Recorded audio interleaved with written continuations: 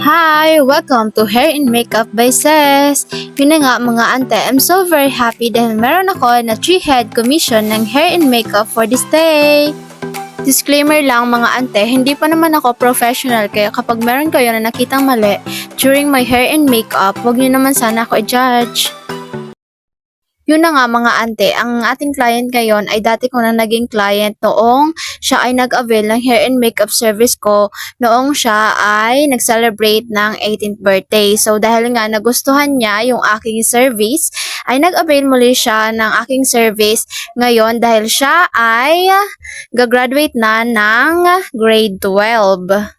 At ang atake naman natin ngayon for today's makeup ay clean and fresh makeup look lang. At ang na-request niya ay i-curl yung kanyang hair. So dahil client is always right, kaya yun na nga yung aking ginawa. So makikita nyo dyan na kinukurl ko yung kanyang buhok.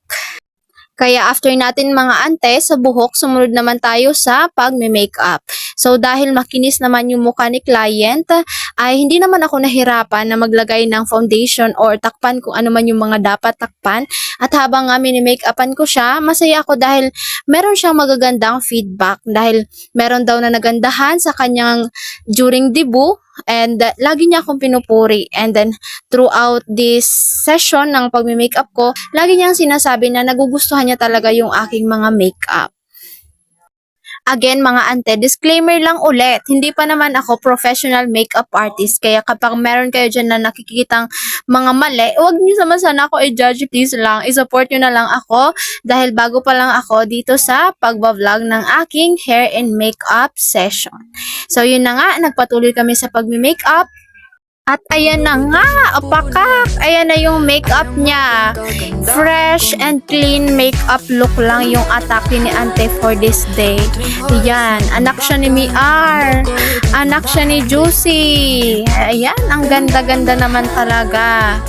Ayan. Ang kinis ni ante. Ayan, dumilat na yung kanyang mata. Mas lalong na-highlight yung kanyang kagandahan. Ang ganda ng mata ni client. Ang sweet.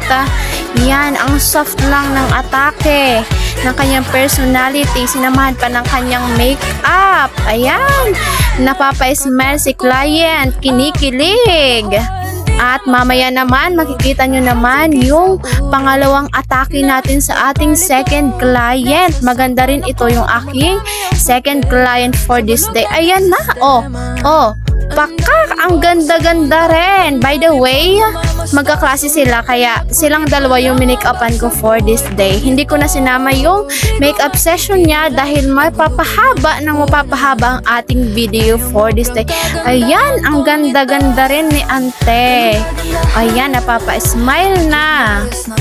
Okay? So, ngayon, yun lang yung ating video na ating makeup session. Bye-bye!